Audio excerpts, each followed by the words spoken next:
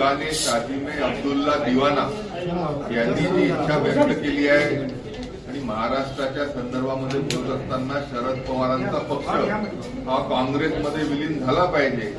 नक्कीच बेगाने शादी में अब्दुल्ला दिवाना यांची परिस्थिती समजू शकतो आणि त्यानिमित्ताने शरद पवारांचा पक्ष काँग्रेसमध्ये विलीन करून शरद पवारांना राज्यसभेचं विरोधी पक्षनेते करायचं. उद्धव ठाकरेंची शिवसेना काँग्रेसमध्ये विलीन करून उद्धव ठाकरेंना महाराष्ट्राचा काँग्रेसचा प्रदेशाध्यक्ष करायचं. हीच का इच्छा नक्कीच बेगाने शादी में अब्दुल्ला दिवाना यांची असू शकते आणि त्या अनुषंगाने त्यांनी हे स्टेटमेंट केलेलं आहे. तुम्ही इतकं मोठं वक्तव्य करता, आधार काय आहे, कुठल्या आधारावर तुम्ही असं हे वक्तव्य नाही बघा, उद्धव ठाकरेंचे खासदार असो किंवा शरद पवारांचे खासदार असो, हे भारतीय जनता पार्टी किंवा एकनाथ शिंदे किंवा सुनेत्राताई पवारांच्या पक्षामध्ये जाण्यासाठी अतिशय मोठ्या प्रमाणात उत्सुकता आहे.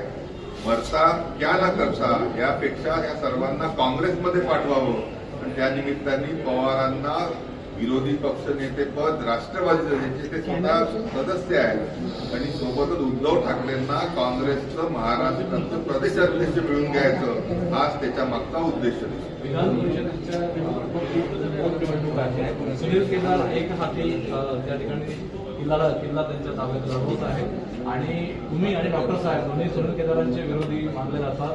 ही निवडणूक जिंकण्यासाठी तुमची ताकद कशी आहे त्यांच्या विरोधात? नाही, नक्कीच झालेल्या महानगरपालिका नगरपालिकेच्या निवडणुकीमध्ये नागपूर जिल्ह्यामध्ये एक हाती सत्ता ही भारतीय जनता पार्टीला जिल्ह्यातल्या लोकांनी दिलेली आहे. प्रत्येकच पक्षाचा नेता त्यानिमित्ताने आपला उमेदवार निवडून येण्यासाठी प्रयत्न करतो, पण जवळपास 80% जास्ती मतं घेऊन भारतीय जनता पार्टीचे डॉक्टर राजू पोद्दार हे या एमएलसीच्या निवडणुकीमध्ये जिंकणार म्हणजे जिंकणार.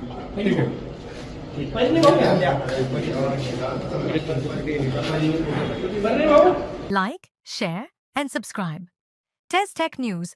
Stay tuned for the latest updates.